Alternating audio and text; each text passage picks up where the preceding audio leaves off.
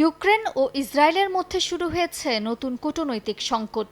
রুশ দখলকৃত ইউক্রেনীয় ভূখণ্ড থেকে রাশিয়ার পাঠানো শস্য ইসরায়েলি বন্দরে প্রবেশের অনুমতি পাওয়ার অভিযোগ তুলে ইসরায়েলের ওপর ক্ষোভ প্রকাশ করেছেন ইউক্রেনের প্রেসিডেন্ট ভলোদিমির জেলেনস্কি। তার দাবি, এসব শস্য চুরি করেছে মস্কো। এই বাণিজ্যের সঙ্গে জড়িতদের বিরুদ্ধে কিয়েভ নিষেধাজ্ঞা নেওয়ার প্রস্তুতি নিচ্ছে বলে হুঁশিয়ারি দিয়েছেন তিনি। সামাজিক মাধ্যমে জেলেনস্কি আরও জানান, কোন জাহাজ বন্দরে আসছে এবং তারা কি পণ্য বহন করছে ইসরায়েলি কর্তৃপক্ষ সে বিষয়ে অবগত নয়, এমনটি হওয়ার সুযোগ নেই।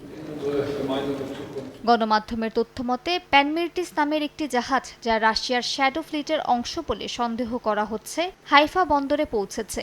অভিযোগ রয়েছে এতে রাশিয়া অধিকৃত ইউক্রেন থেকে নেয়া ৬,২০০ টন গম ও ১৯,০০০ টন বার্লি রয়েছে।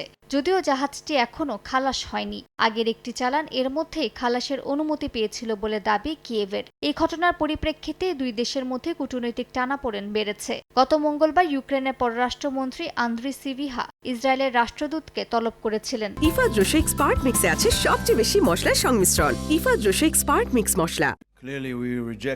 তবে ইউক্রেনের এসব অভিযোগ প্রত্যাখ্যান করেছে ইসরায়েল। দেশটির পররাষ্ট্রমন্ত্রী গিডন সার ইউক্রেনের পররাষ্ট্রমন্ত্রীকে জানিয়েছেন, শস্য যে চুরি করা সেটির কোনো প্রমাণ ইউক্রেন দিতে পারেনি। একই সঙ্গে তিনি কিয়েভের বিরুদ্ধে সামাজিক মাধ্যমে কূটনীতি পরিচালনার অভিযোগ করেছেন।